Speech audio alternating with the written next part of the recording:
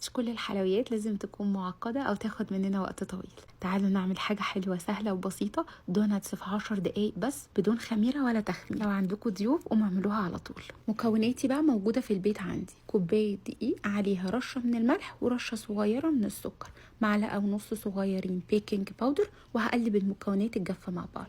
كوبايه زبادي بدرجه حراره المطبخ حجمها تقريبا اللي هي 140 جرام، عليهم معلقه زبده كبيره مليانه، وهعجن كويس كده. هلم العجينه، لو بتلزق شويه هرش عليها رشه دقيق. هفردها قدامي وباي قطاعات متاحه عندي، اي اشكال اقدر ان انا اقطع بيها الدوناتس بتاعي، وهلم الباقي وافرده تاني وهكذا. زيت مش لازم يكون غزير، بيكون سخن كويس، وبهدي النار للوسط. بنزل فيه الدوناتس بتاعي، واول ما ياخد لون من الجنب ده ببدا اقلبه على الجنب التاني لحد ما يتحمر حلو كده ويبقى مستوي. طلعه على سكر ساده او سكر وقرفه، وتقدروا تحشوه اي حشوات تحبوها. متاكده اني فتحت نفسكم عليه وهتقوموا تجربوها. الف هنا وعافيه على قلبكم وقلب ولادكم.